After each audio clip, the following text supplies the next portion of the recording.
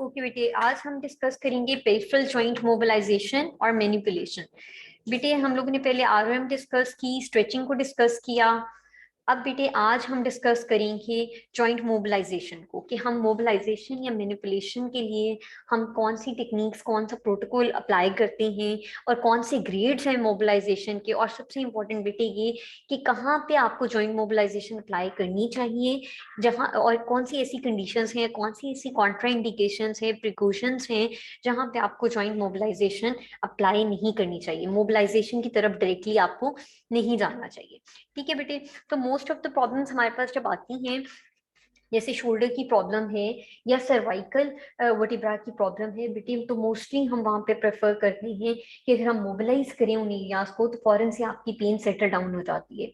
इसी तरह बेटे एसआई जॉइंट, सैक्रोइलिएक जॉइंट है, उसमें अगर आप मोबिलाइजेशन अप्लाई करें तो आपकी पेन पेशेंट की फौरन सेटल हो जाती है।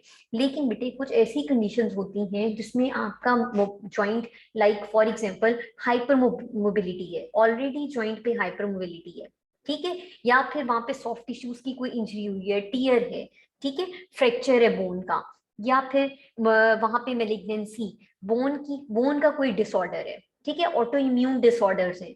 तो बेटा ऐसी कंडीशंस जहां पे अगर आप मोबिलाइजेशन अप्लाई करते हैं तो वो कंडीशन वर्स हो सकती है, वो प्रॉब्लम एग्रावेट हो सकती है, उसके सिम्टम्स एग्जेजरेट कर सकते हैं। तो वहां पे आप, वो आपके लिए कॉन्ट्राइंडिकेशन है, वहां पे आप जॉइंट मोबिलाइजेशन अप्लाई नहीं करेंगे। तो बेटे आज के लेक्चर में हम ये देखेंगे कि जॉइंट मोबिलाइजेशन के लिए what are the indications for joint mobilisation and what are the contraindications for joint mobilisation technique. Is it clear? You are Yes, getting ma'am. Me? Okay, then बेटा we are going to discuss, हम ये discuss करेंगे कि joint mobilisation में दो तरह की techniques होती हैं जो आज हम डिस्कस करेंगे। One is Kaltenborn and the other one is Maitland mobilisation. अब हमें कैसे पता चलेगा कि हमने कौन सी मोबिलाइजेशन कहाँ पे अप्लाई करनी है, और उस मोबिलाइजेशन के ग्रेड्स होते हैं बेटे, ठीक है। हम डिस्कस करेंगे स्केलेटन बॉन्ड के ग्रेड्स भी और मेटलैंड के ग्रेड्स भी। तो आपने ग्रेड 1 की मोबिलाइजेशन देनी है आइदर पेशेंट को, ग्रेड 2 की देनी है, ग्रेड 3 की देनी है, तो ये डिपेंड करता है। तो हम देखेंगे कि ये ग्रेडिंग हम कैसे डिसाइड करेंगे कि किसी पेशेंट को किस ग्रेड की मोबिलाइजेशन देनी है। ऐसा क्लियर? कुछ बेटा टर्म्स हैं, कुछ डेफिनेशंस हैं, वो डिस्कस करेंगे। जॉइंट मोशन का बेसिक कॉन्सेप्ट लेंगे और इंडिकेशंस और कॉन्ट्रा इंडिकेशंस देखेंगे जॉइंट मोबिलाइजेशन की। सो बेटा ये सारी जो जॉइंट मोबिलाइजेशन है, स्ट्रेचिंग है, स्ट्रेंथनिंग है, जो सारा हैंड्स ऑन है, इसको हम कहते हैं मैनिपुलेटिव टेक्निक्स। ठीक है, तो ये मैनिपुलेटिव है सारा काम, जिसमें आप हैंड्स ऑन कर रहे हैं, जिसमें आप अपने हैंड्स को यूज कर रहे हैं और कोई टेक्निक अप्लाई कर रहे हैं। ठीक है, सो बेटा ऑर्थोपेडिक मैनुअल मैनिपुलेटिव थेरेपी जो है उसमें आपकी जॉइंट मोबिलाइजेशन टेक्निक्स भी आती हैं, आपकी सॉफ्ट टिश्यू मोबिलाइजेशन टेक्निक्स भी आती हैं, और आपकी न्यूरोडायनेमिक मोबिलाइजेशन टेक्निक्स भी आती हैं। आप बेटा जॉइंट मोबिलाइजेशन टेक्निक आप अप्लाई करते हैं जॉइंट की मोबिलिटी को इम्प्रूव करने के लिए। ठीक है, आपने जॉइंट की मोबिलिटी को इम्प्रूव करना है, वहां पे हाइपो मोबिलिटी है जॉइंट पे, या एडहीजन्स बनी हुई हैं, और आपने उसकी मोबिलिटी, उस जॉइंट की मोबिलिटी को इंक्रीज करना है, इम्प्रूव करना है, तो आप वहां पे जॉइंट मोबिलाइजेशन अप्लाई करेंगे। Is it clear? बेटा सॉफ्ट टिश्यू मोबिलाइजेशन टेक्निक आप वहां पे अप्लाई करेंगे जहां आपने मसल्स की या जॉइंट से के इर्द गिर्द जो सॉफ्ट टिश्यूज हैं उनकी मोबिलिटी को अगर आपने इंप्रूव करना है तो आप सॉफ्ट टिश्यू की मोबिलाइजेशन करते हैं। ठीक है, अब जॉइंट मोबिलाइजेशन की ग्रेड्स तो हम आज पढ़ लेंगे, ठीक है, कि क्या ग्रेडिंग है जॉइंट मोबिलाइजेशन की, जॉइंट को कैसे मोबिलाइज करते हैं। बट बेटा सॉफ्ट टिश्यू मोबिलाइजेशन टेक्निक्स कौन सी होती हैं, उसमें आप कौन से मैन्यूअर्स यूज कर रहे होते हैं, उसमें आपने सॉफ्ट टिश्यू को मोबिलाइज करना होता है। ठीक है, तो उसमें सॉफ्ट टिश्यू रिलेटेड मसाज है, नीडिंग टेक्निक है, आपने वो सारी वाइब्रेशंस हैं, ऑसिलेशंस हैं, तो मसल्स को भी आपको मोबिलाइज कर सकते हैं कुछ टेक्निक से, वो सॉफ्ट टिश्यू मोबिलाइजेशन टेक्निक होगी। लेकिन जहां आप जॉइंट पे मोबिलाइजेशन अप्लाई कर रही हैं बेटे, वो जॉइंट की मोबिलाइजेशन टेक्निक है, और उसके फर्दर ग्रेडिंग होती है, वो हम डिस्कस करेंगे। फिर बेटा आपकी न्यूरोडायनेमिक मोबिलाइजेशन टेक्निक्स होती है। What is न्यूरोडायनेमिक? न्यूरोडायनेमिक में बेटे आप वहां उस एरिया में जो नर्व इन्वॉल्व है, अगर उस नर्व को मोबिलाइज करना चाह रहे हैं तो आप वहां पे न्यूरोडायनेमिक मोबिलाइजेशन टेक्निक अप्लाई करेंगे। जैसे हम किसी भी नर्व की स्ट्रेचिंग के लिए ऐसी पोजीशन पेशेंट को गाइड करते हैं जिसमें उसकी नर्व मोबिलाइज हो रही होती है, नर्व पे स्ट्रेच आ रहा होता है, तो बेटा ये न्यूरोडायनेमिक मोबिलाइजेशन टेक्निक है जो आपके नर्व सिस्टम की टेंशन को इम्प्रूव करती है। ऐसा क्लियर? तो अगर आप नर्व से रिलेटेड कोई डिसऑर्डर है, नर्व से रिलेटेड इम्पेयरमेंट है और आप नर्व को मोबिलाइज करना चाह रहे हैं, नर्व को स्ट्रेच करना चाह रहे हैं, तो आप न्यूरोडायनेमिक मोबिलाइजेशन टेक्निक की तरफ जाएंगे। ठीक है। अगर आपको लगता है there is some soft tissue related problem, soft tissue related impairment है, तो आप सॉफ्ट टिश्यू की मोबिलाइजेशन टेक्निक्स की तरफ जाएंगे। और इफ यू थिंक कि यहाँ पे जॉइंट की मोबिलिटी रिस्ट्रिक्ट हुई है, तो आप जॉइंट मोबिलाइजेशन टेक्निक की तरफ जाएंगे। ठीक है। सो ये सारी चीजें बेटे आपकी ऑर्थोपेडिक मैन्युपुलेटिव थेरेपी में आती है। मैन्युपुलेटिव यानी हैंड्स ऑन करते हैं हम जब पेशेंट पे। Is it clear? Yes ma'am. समझ आ रही है बेटे? यस। ओके बेटा, आपने अटेंटिव होके लेक्चर लेना है, this lecture is important. Okay. Mobilisation और मैन्युपुलेशन। यस, मोबिलाइजेशन और मैनिपुलेशन को बेटे हम कैसे डिफाइन करते हैं?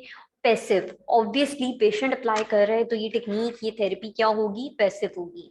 Skilled manual therapy. Manual means hands on approach है, तो हम इसको मैनुअल थेरेपी कहेंगे। फिजियोथेरेपिस्ट अप्लाई कर रहे हैं तो हम पैसिव टेक्निक कहेंगे। Applied to joints, mobilisation joint की बेटा या सॉफ्ट टिश्यू की मोबिलाइजेशन। अगर जॉइंट की मोबिलाइजेशन है तो जॉइंट्स पे अप्लाई करेंगे, अगर सॉफ्ट टिश्यू मोबिलाइजेशन है तो रिलेटेड जो सॉफ्ट टिश्यूज हैं उन पे अप्लाई करेंगे। At varying speeds and amplitude. बेटा आपने ग्रेड 1 की मोबिलाइजेशन देनी है, उसमें सिर्फ आप रेस्टिंग पोजीशन पेशेंट की बनाते हैं, कोई फोर्स अप्लाई नहीं करते, कोई इंक्रीज स्पीड नहीं होती, तो ये मोबिलाइजेशन ग्रेड 1 की है। ग्रेड 2 की मोबिलाइजेशन भी नॉर्मल, आपने बिल्कुल फोर्स अप्लाई करनी है तो ग्रेड 2 है। ग्रेड 3 में बेटे आप इंक्रीज फोर्स, इंक्रीज स्पीड और इंक्रीज एम्पलीट्यूड के साथ जब मोबिलाइजेशन देते हैं तो ग्रेड 3 की मोबिलाइजेशन होती है। Same is the case with grade 4, तो उसमें आप स्पीड को या एम्पलीट्यूड को थोड़ा और इंक्रीज कर देते हैं। सो कहने का मकसद ये है कि बेटा जब आप मोबिलाइजेशन अप्लाई करते हैं, either at the joint, either at the soft और एट द सॉफ्ट टिश्यूज, आप डिफरेंट स्पीड डिफरेंट एम्पलीट्यूड के साथ अप्लाई करते हैं। और ये स्पीड और एम्पलीट्यूड किस पे डिपेंड करते हैं बेटे? आपकी फोर्स पे। थेरेपिस्ट जो फोर्स लगा रहा है उस एरिया पे, that is defining the speed and amplitude of the mobilisation you are applying, right? So बेटा यूजिंग फिजियोलॉजिकल और accessory motions for therapeutic purpose. अब बेटा या तो आप उसकी, अगर हम शोल्डर पे फ्लेक्शन को इम्प्रूव करना चाह रहे हैं, ठीक है, तो ये उसकी फ्लेक्शन, उसकी फिजियोलॉजिकल मोशन है, आरोह में है, जिसको इम्प्रूव करने के लिए हम उसको मोबिलाइजेशन दे रहे हैं to improve the flexion at the shoulder joint. अगर बेटा फ्लेक्शन के साथ और कोई मूवमेंट, आपकी क्लेविकल की मूवमेंट है, आपका स्केपुला, ऑब्वियसली जब आप शोल्डर को फ्लेक्स करती हैं तो आप फ्लेक्स करें शोल्डर को, जब आप शोल्डर को फ्लेक्स करते हैं फील करें कि आपकी स्केपुला बोन भी ऊपर रोटेट कर रही है, upward motion of the scapula is also there. ठीक है। अब वो upward motion of the scapula is there, that is the accessory movement there. ठीक है, वो असेसरी मूवमेंट है, मेन मूवमेंट यहाँ पे शोल्डर की फ्लेक्शन। ठीक है। सो जब भी हम कोई मोबिलाइजेशन अप्लाई करते हैं बेटे, तो उसमें सिर्फ एक हम फिजियोलॉजिकल जो एक मूवमेंट है सिर्फ उसको इम्प्रूव नहीं कर रहे होते, साथ में एसेसरी मूवमेंट भी होती है, माइट भी हम उसको भी इम्प्रूव करने के लिए वहां पे मोबिलाइजेशन अप्लाई कर सकते हैं। ऐसे क्लियर? Yes ma'am. बेटे you people are getting me? Yes ma'am. ठीक है। अच्छा, ये तो बेटे आपकी मोबिलाइजेशन और मैनिपुलेशन टोटली वो वाली मोबिलाइजेशन है जो पैसिवली हम अप्लाई कर रहे हैं, जो थेरेपिस्ट अप्लाई कर रहे हैं। एक होती है बेटे सेल्फ मोबिलाइजेशन। सेल्फ मोबिलाइजेशन को हम ऑटो मोबिलाइजेशन भी कहते हैं। बेटा जैसे हम पैसिव स्ट्रेचिंग करते हैं, ठीक है, उसके बाद हम पेशेंट को सेल्फ स्ट्रेचिंग गाइड कर देते हैं। ठीक है, इसी तरह बेटा सेल्फ मोबिलाइजेशन होती है।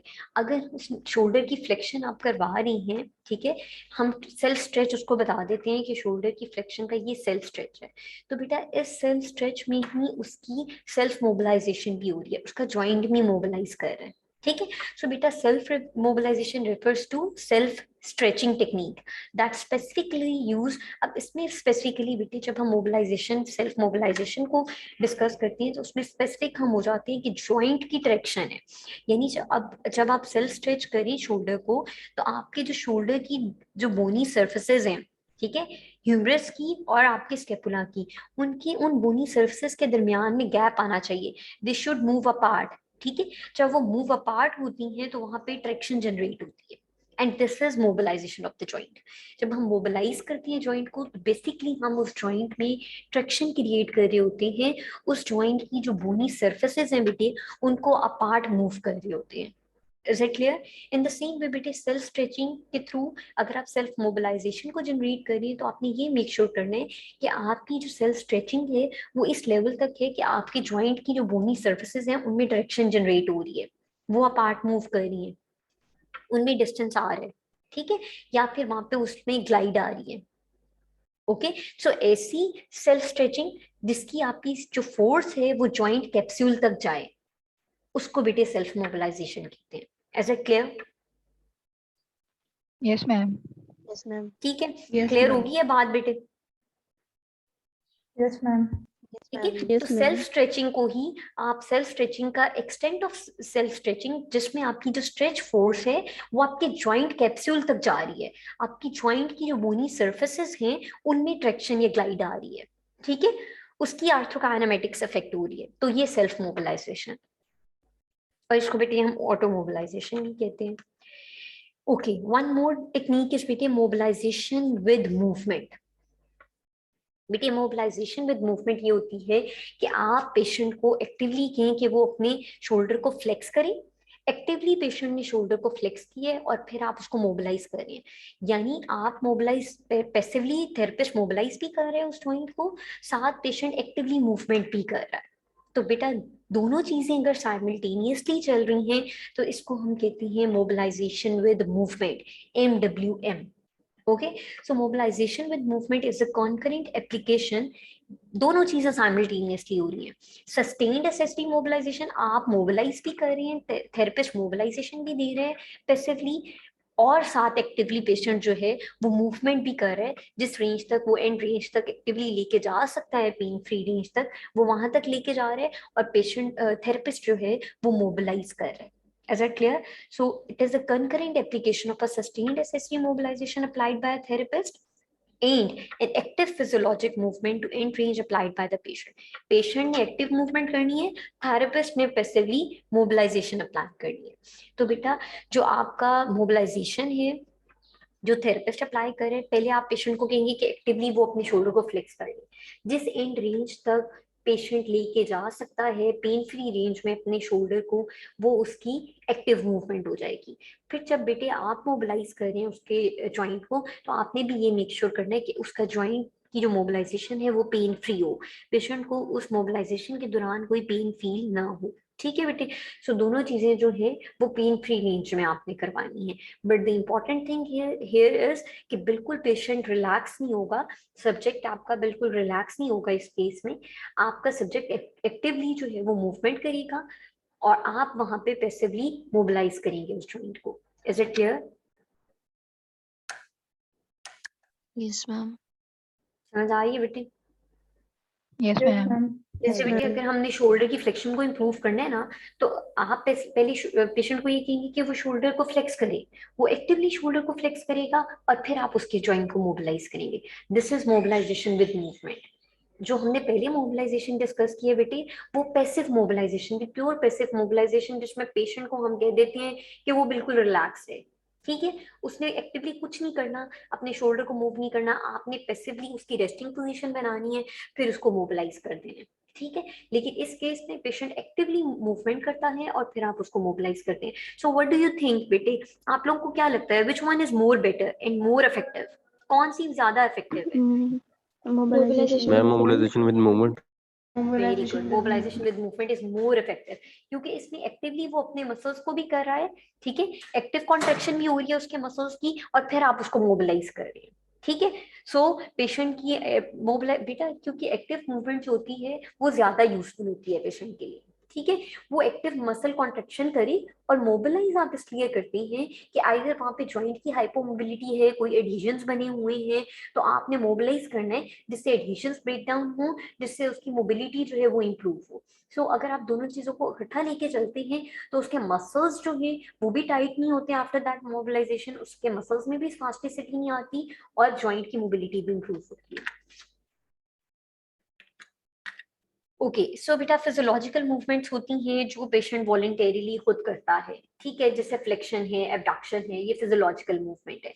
अब बेटा ये मेन मूवमेंट है, जो मेन मूवमेंट आप परफॉर्म कर रहे होती हैं वो आपकी फिजियोलॉजिकल मूवमेंट होती है। अब उस फिजियोलॉजिकल मूवमेंट के साथ बेटे अगर कोई और मूवमेंट किसी और बोन की हो रही है तो वो उसकी क्या है, कौन सी मूवमेंट है, वो असेसरी मूवमेंट है ड्यूरिंग दैट फिजियोलॉजिकल मूवमेंट। कि आप जब शोल्डर को फ्लेक्स करते हैं, अपने शोल्डर को फ्लेक्स करें, आपने फील किया कि जब आपने शोल्डर को फ्लेक्स किया बेटे तो साथ आपकी क्लेविकल बोन भी अपवर्ड मूव की और साथ आपके पीछे जो स्कैपुला बोन थी वो भी upward rotation of the scapula is also there. So बेटा यहाँ पे जो शोल्डर की फ्लेक्शन है वो एक मेन मूवमेंट है, फिजियोलॉजिकल मूवमेंट है। But here along with the shoulder flexion बेटे स्कैपुला की अपवर्ड रोटेशन या upward movement of the clavicle is the accessory movement. Is it clear? और you can say component movement, कि उस main movement में एक component movement या accessory movement भी हो रही है किसी और रीजन में। You are getting me? Yes ma'am.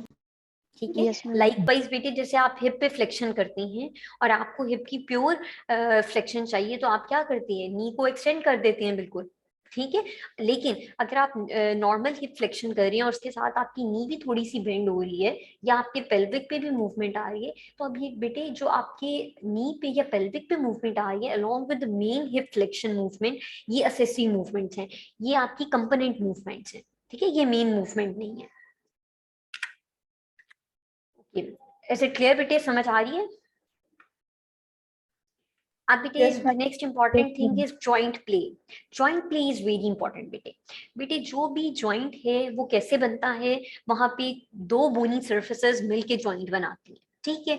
Let's take an example of shoulder joint. आपका शोल्डर जॉइंट बनता है हेड ऑफ द ह्यूमरस से और आपकी स्केपुला की कैविटी से, ठीक है। Glenoid अब cavity. बेटा ग्लिनॉइड कैविटी से, अब बेटा यहाँ पे आपकी हेड ऑफ द ह्यूमरस और glenoid cavity of the scapula, ये दोनों बोनी सर्फेसेस हैं, ठीक है। अब ये एक जॉइंट बना रही है, इस जॉइंट की बोनी सर्फेसिस के दरमियान में बेटे जो भी मूवमेंट होगी वो जॉइंट प्ले होगा। Is it clear? Yes ma'am. Yes, ma'am. ठीक है। अब बेटा जॉइंट पे कौन सी मूवमेंट्स हो सकती हैं, जॉइंट पे या तो डिस्ट्रैक्शन हो सकती है, अगर ये दोनों बोनी सर्फेस जो हेड ऑफ द ह्यूमरस और स्कैपुला की कैविटी है अगर ये अवे मूव कर रही हैं तो ये डिस्ट्रैक्शन है, ठीक है। और मैंने आपको बताया मोबिलाइजेशन में हम क्या जनरेट करने की कोशिश कर रही होती है, यही डिस्ट्रैक्शन, ठीक है।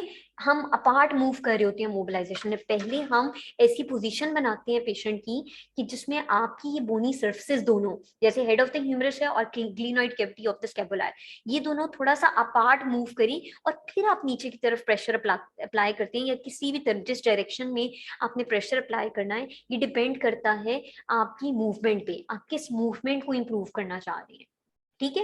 एक तो उस मूवमेंट को कि जिस कौन सी मूवमेंट को आप इंप्रूव करना चाह रहे हैं, आइदर फ्लेक्शन को इंप्रूव करना चाह रहे हैं, अब फ्लेक्शन के लिए आप एक पर्टिकुलर डायरेक्शन में फोर्स अप्लाई करोगे, ठीक है।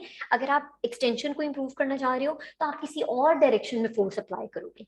तो बेटा एक तो ये मूवमेंट जो हम गेन करना चाह रहे हैं, ठीक है, अगर हम फ्लेक्शन गेन करना चाह रहे हैं कि पेशेंट की फ्लेक्शन बेहतर बने तो ये एक चीज डिफाइन करती है कि हमने किस डायरेक्शन में फोर्स अप्लाई करनी है।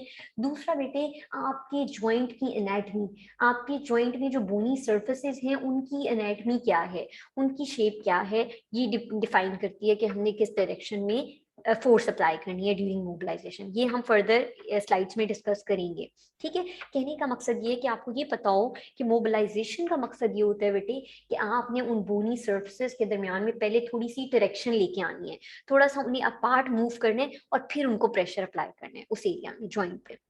You are getting me? Yes, ma'am. ठीक है बेटा, आई विश कि यहाँ पे आप लोग होते तो आप लोगों को देख के ज्यादा जल्दी समझ आ जाती, ठीक है। लेकिन I will explain you in practicals के जॉइंट मोबिलाइजेशन कैसे करती हैं, ट्रैक्शन क्या होती है, ट्रैक्शन देते कैसे हैं, पेशेंट की पोजीशन क्या बनाते हैं, थेरेपिस्ट की अपनी पोजीशन बहुत मैटर करती है बेटे, थेरेपिस्ट की अपनी पोजीशन क्या होनी चाहिए ड्यूरिंग मोबिलाइजेशन, ठीक है। सो बेटा जॉइंट प्ले में आपकी वो सारी मूवमेंट्स आ जाती हैं जो आपके जॉइंट की बोनी सर्फेसेस पे मूवमेंट आ रही होती है, ठीक है। अब आपकी वो डिस्ट्रक्शन भी मूवमेंट हो सकती है कि वो बोनी सर्फेसेस अपार्ट मूव की, दैट इज डिस्ट्रक्शन। स्लाइडिंग क्या है बेटे, कि वो बोनी सर्फेसेस, एक बोनी सर्फेस दूसरी बोनी सर्फेस के ऊपर स्लाइड करती है, ठीक है, that is sliding. You people know what is sliding? Yes, ma'am. This is sliding बेटे। आपकी एक बोनी सरफेस दूसरी बोनी सरफेस के ऊपर जब स्लाइड करती है, so that is basically sliding.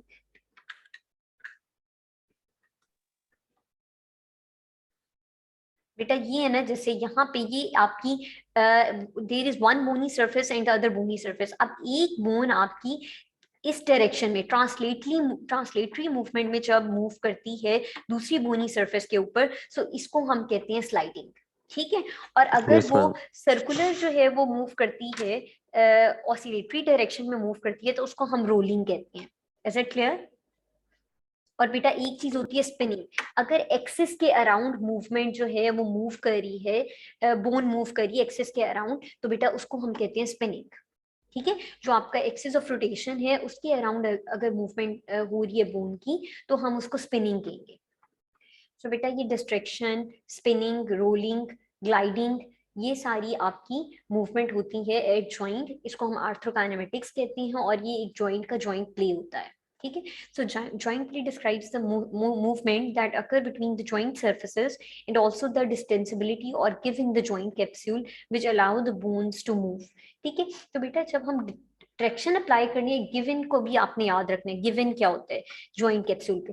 जब आपने ऐसी मूवमेंट बनाई बेटे, पोजीशन बनाई शोल्डर की, या आर्म को आप इस डायरेक्शन में लेके गए कि उसके शोल्डर जॉइंट में बोनी सर्फेसेस के दरमियान में थोड़ी सी स्पेस जनरेट हुई, इसको कहते हैं बेटे give in the joint capsule. अब वो जो स्पेस जनरेट हुई है, उसके बाद जब आप मोबिलाइज करेंगे तो वो थर्ड या फोर्थ ग्रेड की मोबिलाइजेशन होगी। फर्स्ट और सेकंड ग्रेड में आपका give in the joint capsule आता है। Give in the joint capsule means कि आपकी वो जो जॉइंट है उसकी जो बोनी सर्फेसेस हैं उनके दरमियान में थोड़ा सा गैप आए, ठीक है, वो अपार्ट मूव की। तो बेटा कंपोनेंट मोशंस क्या होती हैं, वी हैव ऑलरेडी डिस्कस कि एक जो मेन मूवमेंट होती है आपकी फिजियोलॉजिकल मूवमेंट होती है, उसके साथ अगर कोई और कंपोनेंट की मूवमेंट भी हो रही है तो उसको हम कहते हैं कंपोनेंट मूवमेंट्स, ठीक है। So they accompany active movement but are not under voluntary control, या आपके कंट्रोल में नहीं होती। ऑब्वियसली जब बेटे जब आप शोल्डर फ्लेक्शन करोगे तो आपके स्केपुला ने थोड़ा सा अपवर्ड मूव करना ही है, आपकी क्लेविकल ने थोड़ा सा ऊपर मूव करना ही है, ठीक है। सो ये आपके वॉलेंटरी कंट्रोल में नहीं है, लेकिन ये अकम्पनी कर रही है आपकी मेन मूवमेंट को, एक्टिव मूवमेंट को, that is shoulder flexion. So when shoulder flexion, example दी हुई है बेटे, scapula and clavicle upward rotation हो रही है, so that is the component movement there, ठीक है, जो कंपनी कर रही है आपकी शोल्डर फ्लेक्शन को, जो कि मेन मूवमेंट है। क्लियर है बच्चों, समझ आ रही है कुछ? Yes, ma'am. Yes, ma'am. Any problem till here? No, ma'am. Okay बेटे, अब हम बात करते हैं थ्रस्ट की, ठीक है। वन थिंग वेरी इंपॉर्टेंट बेटे, जब भी आप थ्रस्ट अप्लाई करते हैं ना, थ्रस्ट होता है कि एकदम से हम अपनी अगर लेमन टर्म में यूज करें वर्ड तो होगा झटका देना एकदम से, ठीक है। कि आपने शोल्डर को पहले इस तरह की मूवमेंट बनाई बेटे कि उसमें आप उसकी ट्रैक्शन जनरेट हुई, उसकी ट्रैक्शन जनरेट होने के बाद आपने एकदम से जो हाई वेलोसिटी फोर्स अप्लाई करनी है at the end of that active range, आपने अगर मोबिलाइजेशन विद मूवमेंट करवा रहे हो तो एक्टिव मूवमेंट की एंड रेंज तक जाने, अगर मोबिलाइजेशन अप्लाई कर रहे हैं और उसके एंड में थ्रस्ट देना है बेटे, तो मोबिलाइजेशन में पहले मेक श्योर करें कि आप दोनों बोनी सर्फेसेस के दरमियान में गैप ले आए हैं, आपने गिवन द कैप्सूल जनरेट कर लिया है। उसके बाद एट द एंड बेटे आपने एक high velocity short amplitude movement देनी है, फोर्स देनी है उस जॉइंट पे, दैट इज थ्रस्ट, ठीक है। कि एकदम से आपने high velocity force the and that is thrust. So motion that is performed at the end of pathological limit of the joint. ठीक है, जॉइंट की एंड रेंज पे लेके जाके आप थ्रस्ट अप्लाई करते हैं, ठीक है। It is intended to alter positional relationship to snap adhesions, ठीक है। एडिशंस ब्रेक डाउन करने के लिए आप थ्रस्ट को यूज करते हैं। मोस्ट कॉमनली थ्रस्ट कहाँ पे यूज होता है? हाइपोमोबिलिटी ऑफ द जॉइंट में, जहाँ पे कोई एडहेजन्स बने हो, उन एडहेजन्स को ब्रेक डाउन करने के लिए बेटे हम थ्रस्ट यूज करते हैं, ठीक है। एडहेजन्स का पता है बेटे? What are adhesions? Contractures, ma'am. Ma'am जो मसल्स में कॉन्ट्रैक्चर डेवलप हो जाते हैं। ठीक है बेटा, कॉन्ट्रैक्चर्स इज अनदर थिंग, ठीक है। आपके सॉफ्ट टिश्यू के कॉन्ट्रैक्चर्स भी हो सकती हैं। एडहेजन्स, पर्टिकुलरली आपके जॉइंट पे जो एडहेजन्स बनती हैं बेटे, वो आपकी एक तरह से you can see abnormal unneeded connections बन जाती हैं, ठीक है। उनको हम एडहेजन्स कहते हैं। अब अगर आपने उन एडहेजन्स को ब्रेक करना है तो बेटे आप उसको, उस जॉइंट को एंड मूवमेंट एंड रेंज तक लेके जाएंगे, जो उसकी physiological and range of the joint है, वहां पे लेके जाके आप उसको हाई वेलोसिटी फोर्स अप्लाई करेंगे, दैट इज थ्रस्ट, और वो हम अप्लाई करते हैं एडहेजन्स को ब्रेक डाउन करने के लिए, ठीक है बेटे।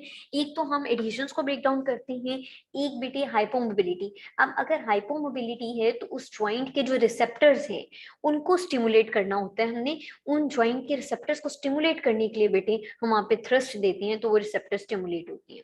Is it clear? अब बेटे आपने पढ़े होंगे, do you people know what are receptors? Joint receptors कौन से होते हैं बेटे? यस मैम, कौन GTOs से होते हैं? And muscle spindles. Very good. तो आपके जॉइंट रिसेप्टर्स कौन से होते हैं बेटे? जीटीओस एंड मसल स्पिंडल्स। और बेटा आप हम फर्दर जो है वो जॉइंट रिसेप्टर्स और भी डिस्कस करेंगे। फर्दर अगर हम डिस्कस करेंगे तो जॉइंट रिसेप्टर्स के कुछ सुपरफिशियल रिसेप्टर्स की हम बात करेंगे बेटे, और कुछ डीप रिसेप्टर्स की हम बात करेंगे। और मैं आपको बताऊंगी कि कौन से रिसेप्टर्स होते हैं बेटे जो सुपरफिशियल रिसेप्टर्स होती हैं, और कौन से रिसेप्टर्स होते हैं जो डीप रिसेप्टर्स होती हैं, और किस केस में हमने इतनी फोर्स अप्लाई करनी होती है कि आपके सिर्फ सुपरफिशियल रिसेप्टर्स ही स्टिमुलेट हों, और कहाँ हमें इतनी फोर्स रिक्वायर्ड होती है कि हम डीप रिसेप्टर्स को भी स्टिमुलेट करें। ओके बेटा, ऐसे क्लियर? अभी तक हमने डिस्कस की हैं जो टेक्निक्स हैं, उसमें एक सिंपल मोबिलाइजेशन जो प्योर पैसिव मोबिलाइजेशन होती है उसकी हमने बात की है बेटे। दूसरा हमने बात की मोबिलाइजेशन विद मूवमेंट की, फिर हमने थ्रस्ट की बात की है, और बेटा एक हम अभी डिस्कस करेंगे टेक्निक, दैट इज मैनिपुलेशन या mobilisation under anaesthesia. Is it clear?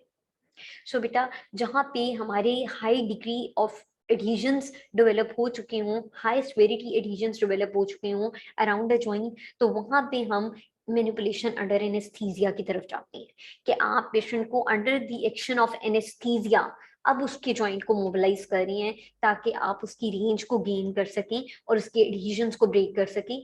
इसको पेन फ्री बनाने के लिए बेटे पेशेंट को under the action of anaesthesia mobilisation apply की जा रही होती है।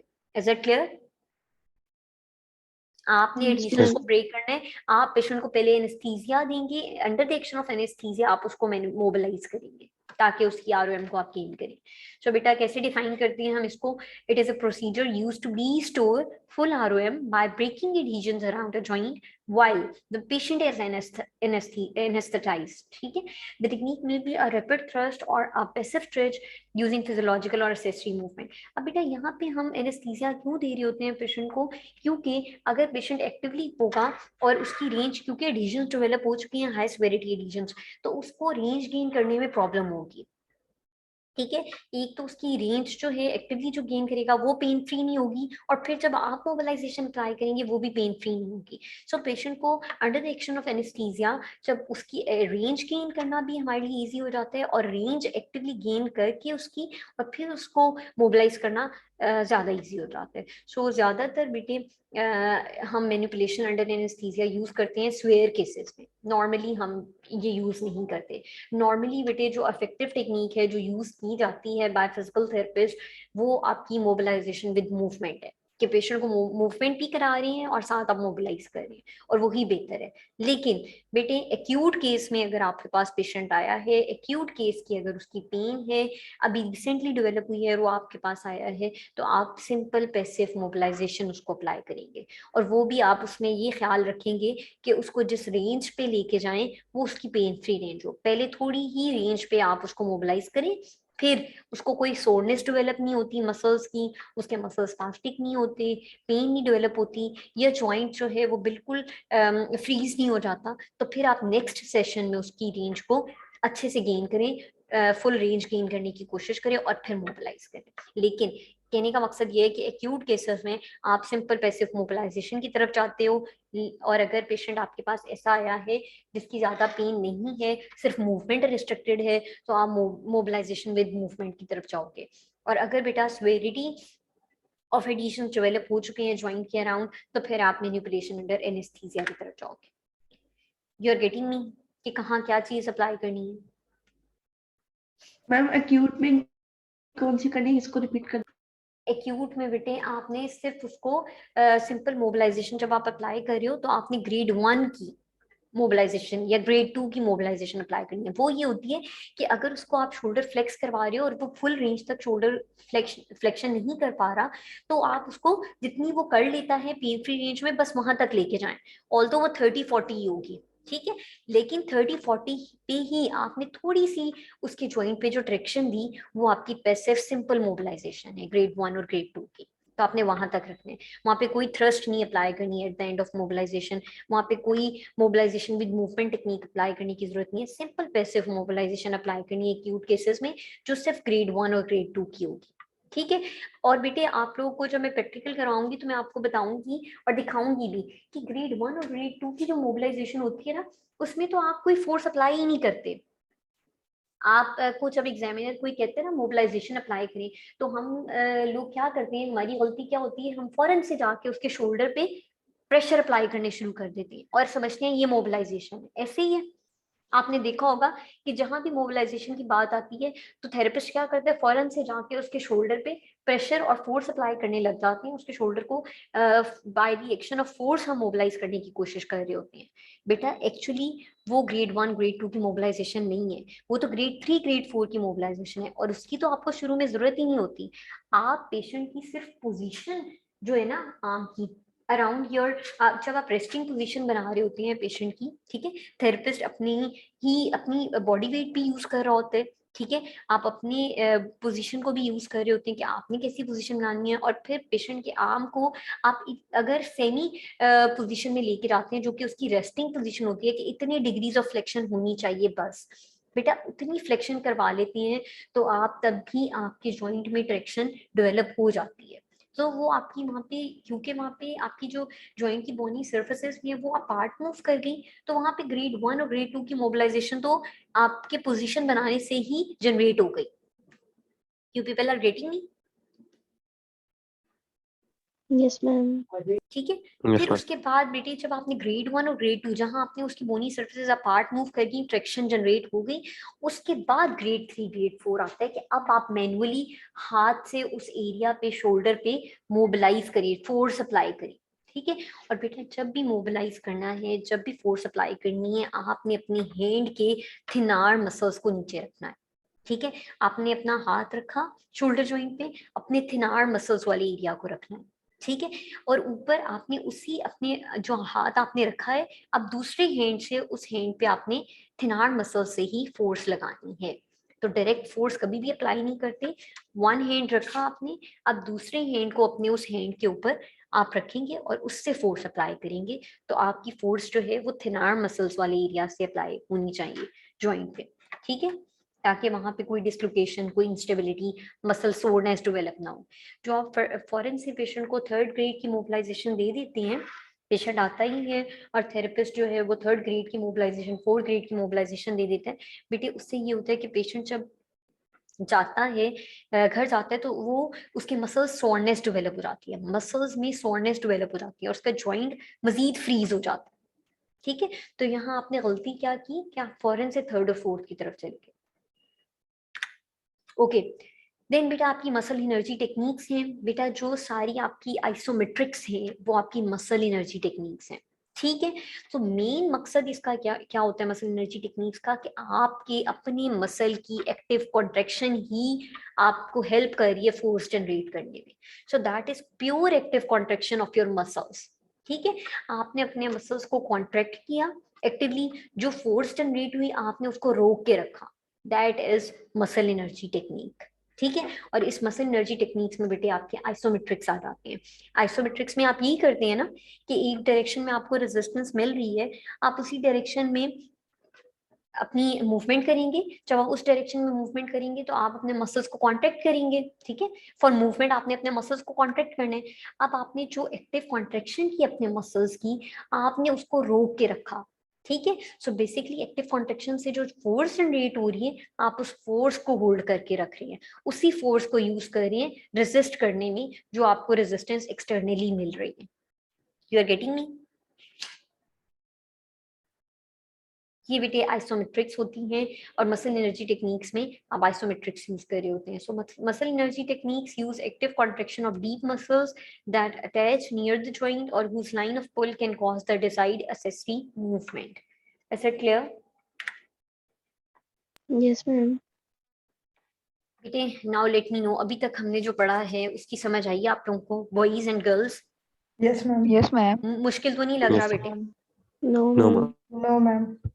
ठीक है, तो प्रैक्टिकली जब हम करेंगे तो आपको आइडिया हो जाएगा कि क्या होती है, कौन सी ग्रेड की मोबिलाइजेशन है, ट्रैक्शन क्या होती है, स्लाइडिंग क्या होती है, ग्लाइड क्या होती है। Yes, ma'am. कुछ Sure, आइडिया ma'am. हो रहा है Yes, आज ma'am. के लेक्चर से? थ्रस्ट एक बार Sort of. क्लास में जी बेटे, थ्रस्ट थ्रस्ट बेटा वो हाई फ्रिक्वेंसी फोर्स है जो eight the end of the active range आप अप्लाई करते हैं। आप एंड रेंज तक लेके गए जॉइंट को, ठीक है, उस एंड रेंज तक लेके जाने के बाद अब आपने एंड रेंज पे है जॉइंट आपका, ठीक है, आपने वहां पे high high intensity high amplitude force apply कर देनी है उस पॉइंट पे, जॉइंट पे ही, उसको हम कहते हैं थ्रस्ट अप्लाई करना। ठीक है, सो हम थ्रस्ट अप्लाई करते हैं एडहेजन्स को ब्रेक डाउन करने के लिए। अगर आपकी नॉर्मल ग्रेड एडहेजन्स हैं तो वो थ्रस्ट से ब्रेक डाउन हो जाती हैं, लेकिन अगर आपकी हाई ग्रेड एडहेजन्स हैं, स्वेरिटी ज्यादा है एडहेजन्स की, ठीक है, तो वहां पे हम एनेस्थीसिया का यूज करते हैं और मोबिलाइजेशन अंडर एनेस्थीसिया की तरफ जाते हैं। ओके बेटे, आज हम डिस्कस करेंगे arthrokinematics. So what is arthrokinematics? Joint की Movement of joints. Joint surface movements joint movement, ठीक है। अब जॉइंट पे बोनी सर्फेसेस मूवमेंट, ठीक है, उस जॉइंट में कौन सी बोनी सर्फेसेस है, वहां पे जो मूवमेंट्स हो रही हैं, दैट इज आर्थ्रोकाइनेमेटिक्स। ठीक है, तो जॉइंट की मूवमेंट, या आप ऐसे डिफाइन क्या करें कि जॉइंट में बोनी सर्फेसेस की जो मूवमेंट है उस जॉइंट के across, that is arthrokinematics. Okay, so Ma'am, बेटा what is the हमारे पास difference between arthrokinematics and joint play? Joint play, बेटे आपके आर्थ्रोकाइनेमेटिक्स में ही आपकी जॉइंट प्ले आती है। ठीक है, कि अब जॉइंट में कितनी कैपेबिलिटी है कि वो उस उन बोनी सर्फेस की कितनी मूवमेंट कर सकता है across the joint, that is your joint play. ठीक है, कि अगर रोलिंग ग्लाइडिंग स्लाइडिंग ये आर्थ्रोकाइनेमेटिक्स हैं तो ये किस लेवल तक हो सकती हैं capable of doing that movement, that is joint play. Okay, वो आपकी जॉइंट प्ले डिफाइन करते हैं। ओके, सो बेटा अगर हम जॉइंट सर्फेसेस की बात करते हैं तो उसमें आपकी ओइड सरफेस भी होती है जो कि ओवल शेप होती है, कॉन्वेक्स भी हो सकती है, कनकेव भी हो सकती है, और सेलर भी हो सकती है, दैट इज सैडल जॉइंट। ठीक है बेटे, अब बेटा जो इंपॉर्टेंट थिंग है वो टाइप्स ऑफ मूवमेंट है जो आपके जॉइंट पे हो रही होती है। ठीक है, तो आर्थ्रोकाइनेमेटिक्स में कौन सी मूवमेंट्स आती हैं? रोलिंग है, one bone rolling on the other bone. ठीक है, यू कैन सी हियर, सो ये आपकी रोलिंग है। ठीक है, कि रोटेट कर रहे हैं अगर आप एक बोनी सरफेस को over the other bony surface. अगर बेटा आप ट्रांसलेटरी मूवमेंट कर रही हैं एक बोनी सरफेस की दूसरे बोनी सरफेस पे, ट्रांसलेटरी स्ट्रेट लाइन में अगर आप उसको मूव कर रहे हैं तो वो आपकी स्लाइडिंग है। ठीक है, one bone sliding across another. और बेटा स्पिनिंग क्या है कि अगर एक्सिस ऑफ रोटेशन के अराउंड बोन जो है वो स्पिन कर रही है एक bony surface over the other bony surface, that is spinning. ये एक्सिस ऑफ रोटेशन है हमारा, this imaginary line you can see here. ठीक है, इसके अराउंड अगर हम मूव कर रही है बोन तो ये स्पिनिंग है। ठीक है, एक्सिस ऑफ रोटेशन के अराउंड जो मूवमेंट होती है वो स्पिन होती है। तो स्पिनिंग हो सकती है, ग्लाइडिंग हो सकती है, रोलिंग हो सकती है। कंप्रेशन क्या होता है बेटे? एक होता है ट्रैक्शन, कि आप बोनी सर्फेसेस को अपार्ट मूव कर रहे हैं। ठीक है, अगर आप बेटा बोनी सर्फेसेस को टुवर्ड्स ईच अदर मूव करेंगे तो वो कंप्रेशन। ट्रैक्शन बेटा separate the joint surfaces, you are moving apart the bony surfaces across the joint, तो ये ट्रैक्शन है। ठीक है। सो मोस्टली बेटा जो हमारे कंप्रेशन की वजह से सिम्टम्स आ रहे होते हैं किसी भी वर्टिब्रा पे, किसी भी जॉइंट पे, कि आपकी बोनी सर्फेसेस जो हैं वो कंप्रेस हो रही हैं और वो कंप्रेशन की वजह से स्पेस को रिड्यूस कर रही हैं, वहां से जो हमारी नर्व्स पास कर रही हैं वो वहां पे पिंच हो रही हैं, ठीक है। उस कंप्रेशन की वजह से कंप्रेशन या प्रेशर पड़ रहा है आपकी नर्व्स पे, तो आपको न्यूरोलॉजिकल सिम्टम्स आने लग जाते हैं। तो बेटा इसका सबसे बेहतर ये तरीका होता है कि आप मोबिलाइज करें उस जॉइंट को, मोबिलाइज करें और ट्रैक्शन जनरेट करें। जब बोनी सर्फेसेस अपार्ट मूव करेंगी वो कंप्रेशन रिलीज होगा नर्व्स के ऊपर से, तो खुद ब खुद आपके न्यूरोलॉजिकल सिम्टम्स रिजॉल्व हो जाएंगे। ठीक है, इज इट क्लियर? कोई ऐसा पेशेंट आपने कभी एक्सपीरियंस किया बेटे जिसमें आपने देखा हो कि आपने ट्रैक्शन दी पेशेंट को और फौरन से उसके सिम्टम्स जो है वो सेटल डाउन हो गए? बॉयज एंड गर्ल्स बेटे, कोई ऐसा पेशेंट अभी देखा है या सुना हो कि उसको पेशेंट को सिम्टम्स थे बहुत स्वेयर और थेरेपिस्ट ने फौरन से ट्रैक्शन दी, जॉइंट मोबिलाइजेशन दी और फौरन से सिम्टम्स रिजॉल्व हो गए? मैम एक कौन वीडियो से देखी थी एरिया? उसमें कायरोप्रैक्टर ट्रीटमेंट करता है उनको जॉइंट्स को मोबिलाइज करके। कौन से एरिया पे सबसे ज्यादा इफेक्टिव कहाँ पे है ये चीज? shoulder हम स्पाइन vertebra पे। के लेवल पे वेरी cervical गुड। पे कौन स्पाइन के कौन से एरिया पे? Knee joint. Knee lumbar joint. cervical और सैक्रम lumbar अच्छा बेटा, आपने कभी सर्वाइकोजेनिक हेडेक का पेशेंट देखा है? सर्वाइकोजेनिक हेडेक, जिसको सर्वाइकल स्पाइन में कंप्रेशन की वजह से हेडेक रहता हो, वर्टाइगो भी रहता हो। नहीं बेटा, सर्वाइकोजेनिक हेडेक होता है कि कुछ पेशेंट आपके पास आते हैं वो कहते हैं कि हमें स्वेयर हेडेक है, साथ हमें वर्टाइगो भी है, डिजीनेस भी है, ठीक है। तो वहां पे आपको लग रहा होता है कि बहुत स्वेरिटी वाले सिम्टम्स हैं, इसको कोई न्यूरोलॉजिकल प्रॉब्लम है, इसको न्यूरोलॉजिस्ट के पास रेफर करना चाहिए। बेटे अगर आप उसकी सर्वाइकल स्पाइन पे थोड़ी सी ट्रैक्शन दें तो आप देखेंगे उसी वक्त वो सर्वाइकोजेनिक हेडेक का पेशेंट के सिम्टम्स रिलीज हो जाते हैं। पेशेंट कहते हैं कि अब मुझे हेडेक नहीं है और उसके सिम्टम्स सेटल डाउन हो जाते हैं। तो ये बेटा एक ऐसी प्रॉब्लम है, एक ऐसी फिजिकल थेरेपी से रिलेटेड मस्कुलोस्केलेटल डिसऑर्डर है जिसमें आप फौरन से जब ट्रैक्शन अप्लाई करती हैं, जॉइंट को मोबिलाइज करती हैं, फौरन से उसके सिम्टम्स इंप्रूव हो जाते हैं। सो दैट इज वाई कि वहां पे कंप्रेशन था और उस कंप्रेशन ने उस सर्वाइकल वर्टिब्रा में जो नर्व्स पास करनी थी बेटे उनको इन्वॉल्व किया था, उस पर कंप्रेशन पड़ रही थी। तो इसलिए पेशेंट को सर्वाइकोजेनिक हेडेक, जिसमें हेडेक भी था, डिजीनेस भी था, इवन नोजिया वॉमिटिंग वाले सिम्टम्स भी पेशेंट को आ रहे होते हैं, ठीक है। सो वहाँ पे ट्रैक्शन अप्लाई की आपने, उन बोनी सर्फेसेस को अपार्ट मूव किया तो वहाँ पे स्पेस जनरेट हुई, वहाँ पे वो जो कंप्रेशन था नर्व्स के ऊपर वो रिलीज हुआ, तो पेशेंट के सिम्टम्स वहीं पे सेटल डाउन हो गए, ठीक है। So as you people are saying कि लंबोसेक्रल में भी होता है, सो वेरी गुड, वहां पे भी होता है। लंबोसेक्रल वाले एरिया में बेटा ज्यादातर होता है एसआई जॉइंट में, कि एसआई जॉइंट में आप मोबिलाइजेशन देते हैं और उससे फॉरेन सिम्टम्स जो है वो इम्प्रूव हो जाते हैं। लेकिन ज्यादातर ये सर्वाइकोजेनिक हेडेक के जो पेशेंट्स होते हैं उनमें सर्वाइकल वर्टिब्रा पे आप जब उनको मोबिलाइज करते हैं, ट्रैक्शन जनरेट करते हैं, इसलिए सर्वाइकल ट्रैक्शन दी जाती है, ठीक है। एक होती है सर्वाइकल ट्रैक्शन जो आप सर्वाइकल स्पाइन पे दे रहे होते हैं और एक आपकी होती है लंबर ट्रैक्शन, ठीक है। तो सर्वाइकल स्पाइन पे जैसे ही आप सर्वाइकल वर्टिब्रास में ट्रैक्शन जनरेट करते हैं, उनकी बोनी सर्फेसेस अपार्ट मूव करती हैं, वहां पे स्पेस बनती है और जो कंप्रेशन है वो रिलीज होता है, तो सिम्टम्स सेटल डाउन हो जाते हैं। ओके बेटी, कनकेव कन्वेक्स रूल क्या है? You people have ever read about it? Yes, ma'am. Yes, ma'am. क्या होता है बेटा कनकेव कन्वेक्स रूल? कॉन्सेप्ट क्या है उसका? बस मैं ज्यादा डिटेल में नहीं आपको वो पूछूंगी, आप बस मुझे ये बताएं कि कॉन्सेप्ट क्या है, किस डायरेक्शन में ग्लाइड देनी है, किस डायरेक्शन में स्लाइड आपने करनी है, मोबिलाइज कर रही हैं आप और कनकेव कन्वेक्स रूल की बेस पे आप मोबिलाइजेशन दे रही है, किस डायरेक्शन पे आपने फोर्स अप्लाई करनी है, किस डायरेक्शन में आपने ग्लाइड देनी है, स्लाइड देनी है, वो किस पे डिपेंड करता है? Movable joint पे, movable bone पे. मूविंग ऑपोजिट डायरेक्शन पे। ऑपोजिट डायरेक्शन पे क्यों देनी है? किस केस में ऑपोजिट डायरेक्शन में देनी है और किस केस में सेम डायरेक्शन में देनी है? मैम कन्वेक्स रूल में हम ऑपोजिट में देते हैं, कनकेव में हम सेम में देते हैं, gliding. Now listen to me बेटे, आप लोगों ने बस ये कॉन्सेप्ट याद रखना है। बेटा दो बोन्स होती हैं आपकी, ठीक है, एक जॉइंट के क्रॉस, ठीक है। एक होती है मूविंग बोन और एक होती है आपकी फिक्स बोन जो इतना मूव नहीं कर रही होती, ठीक है। सो मूविंग बोन वो वाली होगी बेटे आपकी जिसपे आप मूवमेंट हो रही है आपकी ज्यादा, ठीक है, और एक आपकी फिक्स बोन है। अगर बेटा आपकी मूविंग बोन कनकेव है, ठीक है, मूविंग बोन की सरफेस आपकी कनकेव है, तो हमेशा आपने स्लाइड या ग्लाइड देनी है in the same direction of the movement. अगर आप फ्लेक्शन इंप्रूव कर रहे हैं तो उसी डायरेक्शन में आप स्लाइड या ग्लाइड देंगे जिस डायरेक्शन में आपकी मूविंग बोन मूव कर रही है। इन दिस केस अगर आपकी जो मूविंग बोन है उसका वो सरफेस कनकेव है, अगर आपके जॉइंट के अक्रॉस जो मूविंग बोन है उसकी शेप कन्वेक्स है, तो आपने अब इस केस में जो फोर्स अप्लाई करनी है, स्लाइड या ग्लाइड देनी है, वो इन द ऑपोजिट डायरेक्शन देनी है to that of the movement. Clear बेटे, समझ आइए?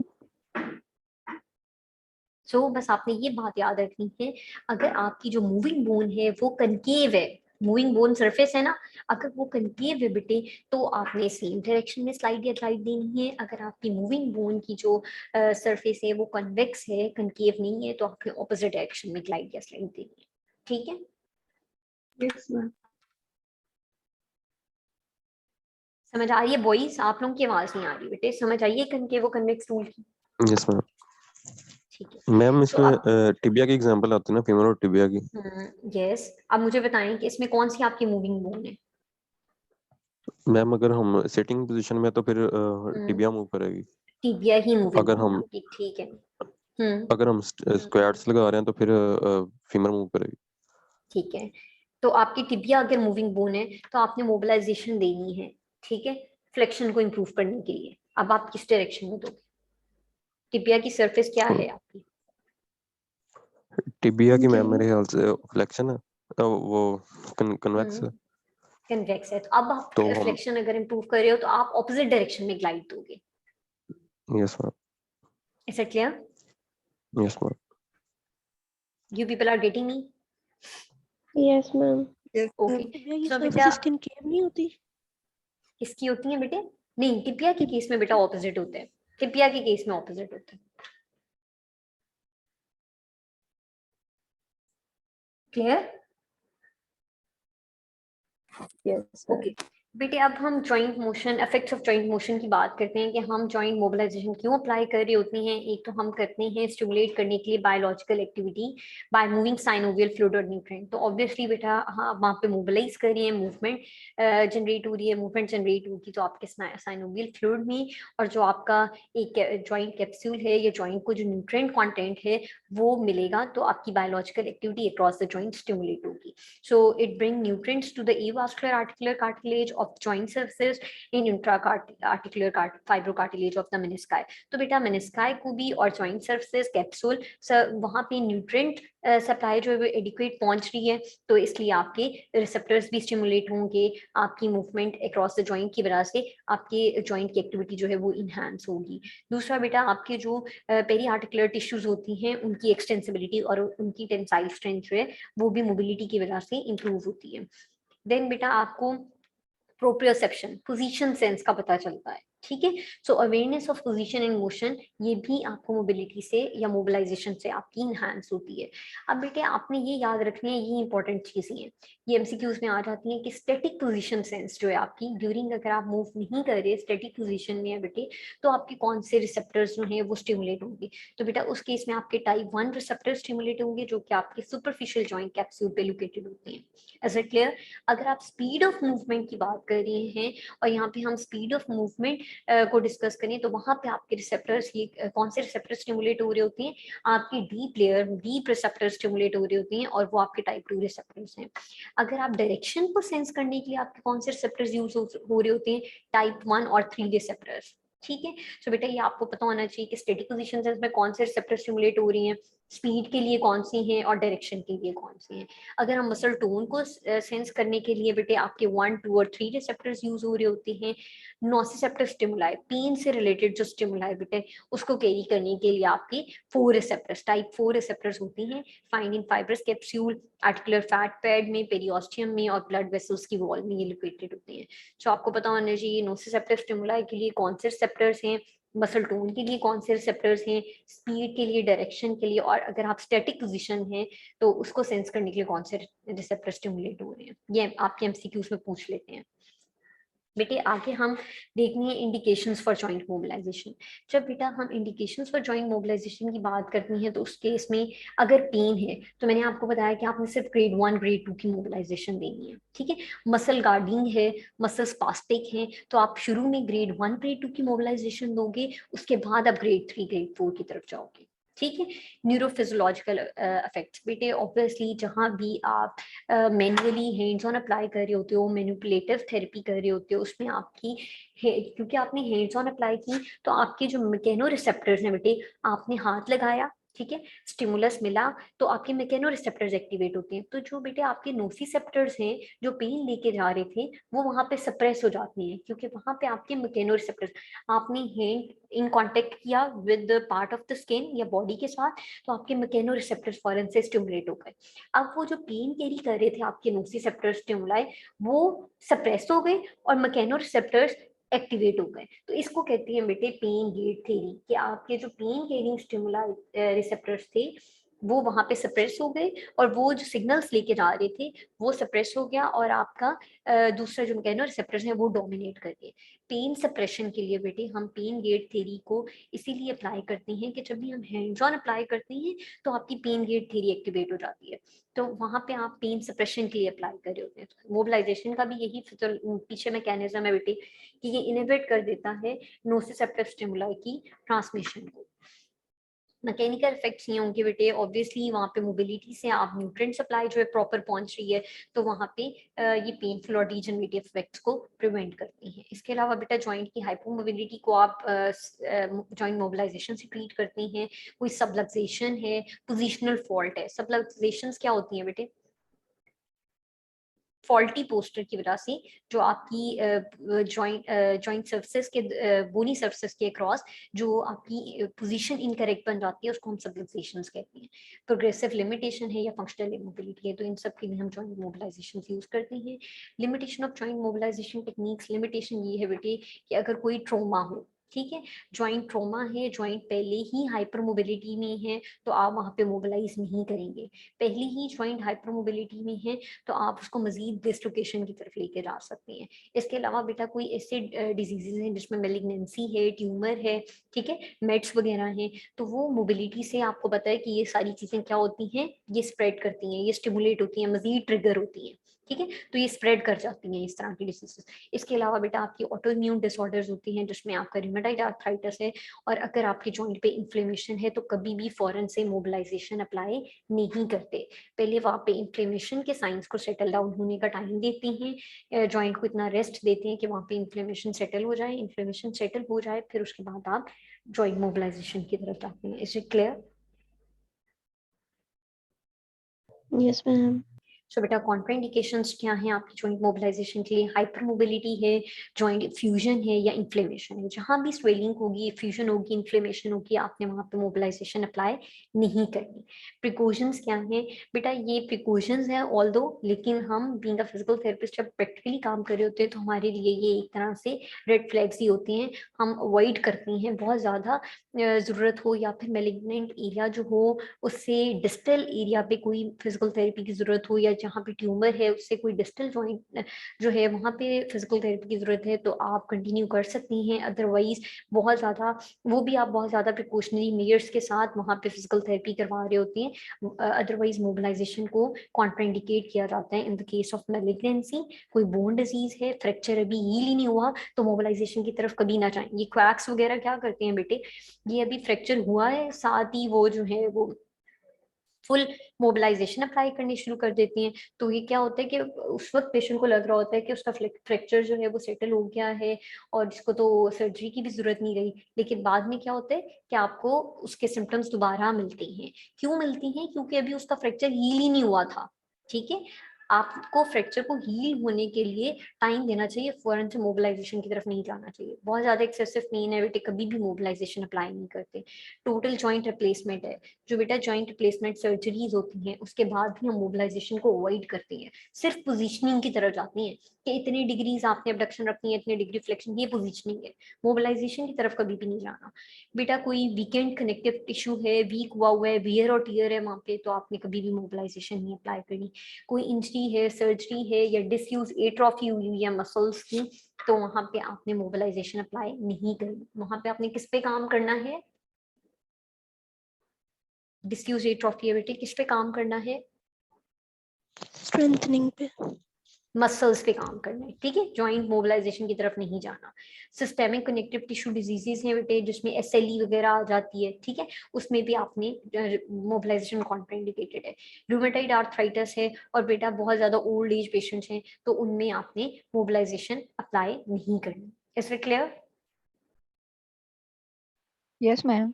अब बेटा दो तरह की मोबिलाइजेशन है, इसके ग्रेड्स हैं, जल्दी से हम ये डिस्कस कर लेते हैं एंड दिस इज ऑल। ठीक है, अब बेटा दो तरह की मोबिलाइजेशंस आज हम डिस्कस करेंगे। एक होती है मेटलैंड्स मोबिलाइजेशन, ठीक है। जो मेटलैंड मोबिलाइजेशन है बेटा, ये ऑसिलेटरी होती है इन नेचर, ठीक है। You know what is oscillatory movement? To and fro Back and movement. forth. To and forth. Yes, Back and that is forth. oscillatory is a kind of vibratory movement, ठीक है। अगर आप vibratory mobilisation या oscillatory to and fro direction में mobilise कर रही है joint को, तो ये आपकी मेटलैंड ऑसिलेटरी जॉइंट मोबिलाइजेशन के ग्रेड्स हैं जो आप अप्लाई करेंगे वहां पे। Is it clear? तो जहां पे बेटे आपको ये लग रहा होता है कि यहाँ पे सस्टेन्ड कंटिन्यूसली ट्रांसलेटरी ग्लाइड की जरूरत नहीं है कि सीधा एक ही डायरेक्शन में और सस्टेन्ड काफी देर के लिए आपने रोक के रखनी है, उसकी जरूरत नहीं है। यहाँ पे थोड़ी वाइब्रेशन और शेकिंग के साथ आप मोबिलाइज करें पेशेंट के जॉइंट को, वहां पे आपने मेटलैंड मोबिलाइजेशन की तरफ जाना है। Is it clear? अब बेटा इसके 4 ग्रेड्स हैं, ठीक है, इसमें 5 ग्रेड्स हैं। जो ग्रेड 1 है बेटे, इसमें स्मॉल एम्पलीट्यूड रिदमिक ऑसिलेशन की, इसमें जब आप ऑसिलेशंस अप्लाई करेंगे वो बिल्कुल स्मॉल एम्पलीट्यूड की होंगी, ठीक है। ग्रेड 2 में आप large amplitude rhythmic oscillation apply करते हैं। ग्रेड 3 में भी आप large amplitude rhythmic oscillation apply करेंगे, थोड़ी सी एम्पलीट्यूड को इनहांस कर देंगे, इंक्रीज कर देंगे। ग्रेड 4 में अगेन आप स्मॉल एम्पलीट्यूड रिदमिक ऑसिलेशन की तरफ आओगे और एट द एंड ग्रेड 5 में जाके थ्रस्ट दे दोगे, हाई वेलोसिटी फोर्स अप्लाई करोगे। Is it clear? This is Maitland oscillatory mobilisations, ठीक है बेटे। ये आपकी ग्रेड 1 है जिसमें आपने स्मॉल एम्पलीट्यूड ऑसिलेशंस दी। ग्रेड 2 में आपने इंक्रीज कर दी ग्रेड हाई एम्पलीट्यूड जो है वो ऑसिलेशंस की। अब ग्रेड 3 और ग्रेड 4 में उस एम्पलीट्यूड को इंक्रीज किया बेटे, ग्रेड 3 में, ग्रेड 4 में आप फिर स्मॉल एम्पलीट्यूड ऑसिलेशंस की तरफ आए, और ग्रेड 5 में जाके आपने एंड रेंज पे जॉइंट आ गया तो आपने उसको थ्रस्ट अप्लाई कर दी, हाई वेलोसिटी। बेटा ये कुछ हमें बताया हुआ है कि कितने टाइम के लिए आपने ऑसिलेशंस देनी है या मोबिलाइजेशंस देनी है। ग्रेड 1 और 4 में बेटे रैपिड वाइब्रेशंस हम अप्लाई करते हैं। 2 और 3 में स्मूथ रेगुलर ऑसिलेशंस होती हैं जिनकी duration 2 to 3 times per second for 1 to 2 minute, ठीक है। Low amplitude and high speed to inhibit pain, low speed to relax muscle guarding, और जहाँ पे आप सस्टेन्ड अप्लाई करें कि आपने ऑसिलेशंस दी, आपने ऑसिलेशन को रोक के रखा, ठीक है, सो वो अप्लाई करते हैं आप इंटरमिटेंट डिस्ट्रैक्शन 7 to 10 सेकेंड्स के लिए। ओके, रिस्ट्रिक्टेड जॉइंट बेटा 6 सेकंड का स्ट्रेच फोर्स अप्लाई करती हैं। ये चीजें आपने सिर्फ एमसीक्यूज के लिए याद रखनी है, बाकी प्रैक्टिकल में मैं आपको बताऊंगी कि इनको इम्प्लीमेंट कैसे करते हैं। यूसेज क्या है बेटे? 1 और 2 की जो आप मोबिलाइजेशन दे रहे होते हैं पेन को रिलीव करने के लिए और वहाँ पे स्टिफनेस को रिड्यूस करने के लिए और पेन को रिड्यूस करने के लिए। आपने अभी पेशेंट आया है एक्यूट केस में, तो उसकी सबसे पहले पेन को ही सेटल करना है, तो उसमें आप ग्रेड 1 और 2 की मोबिलाइजेशन देते हैं। अब आपने पेन को सेटल कर लिया, स्टिफनेस जो है उसकी सेटल हो गई, इन्फ्लेमेशन वगैरह कुछ भी नहीं रहा, तो अब आप ग्रेड 3 और 4 की तरफ आओगे, मोबिलाइजेशन जिसमें आप मोबिलिटी को इंक्रीज करते हैं। जबकि जो बेटा केल्टन बॉन्ड की मोबिलाइजेशन है वो ट्रांसलेटरी होती है, वो ऑसिलेटरी है मेटलैंड की, और केल्टन बॉन्ड की ट्रांसलेटरी है। इन स्ट्रेट लाइन में आप जॉइंट को ग्लाइड या स्लाइड दे रहे हो और वो भी आप सस्टेन्ड रख रहे हो, ठीक है। इसकी बेटा ग्रेड ज्यादातर हमारी जो यूज होती है वो केल्टन बॉन्ड ही यूज होती है, ठीक है, ऑसिलेटरी कम यूज होती है। तो ग्रेड 1 में सिर्फ आपने पोजीशन ऐसी बनाई कि उसके जो जॉइंट की सर्फेस थी वो लूज हुई, ठीक है, वो आप पार्ट मूव की, ठीक है, और वो आप पेन को रिलीव करने के लिए करते हो। तो इसलिए ग्रेड 1 को सिर्फ हम कहते हैं लूजन बोनी सर्फेसेस को आप पार्ट लेके जाओ और जॉइंट को लूज करना है आपने, ठीक है। ग्रेड 2 में बेटा आपने टाइटन करना है, इनिशियल ट्रीटमेंट मेंटेन जॉइंट पे आपने थोड़ी सी ट्रैक्शन डेवलप की, आपने अभी रेस्टिंग पोजीशन नहीं बनाई, कुछ भी आपने फोर्स अप्लाई नहीं की, ये ग्रेड 1 है। आपने रेस्टिंग पोजीशन बना ली पेशेंट की, अब आपने थोड़ा सा उसके शोल्डर को बाहर की तरफ मूव किया, ये ग्रेड 2 है, ठीक है। ग्रेड 3 क्या है कि अब वो एंड रेंज पे चला गया, अब आप उसको स्ट्रेच करेंगे तो ये ग्रेड 3 है। So grade 1 is you are just loosing the bony surfaces across the joint, ठीक है। ग्रेड 2 में आप थोड़ी सी फोर्स लगा रहे हैं और अपने आर्म को बाहर की तरफ लेके जा रहे हैं, जिसमें आपके शोल्डर के दरमियान में गैप इंक्रीज कर रहे हैं। ग्रेड 3 में फिर आपने स्ट्रेच किया कि वहां पे स्ट्रेच आना चाहिए। Is it clear? This was all from today's lecture बेटे, समझ आई है?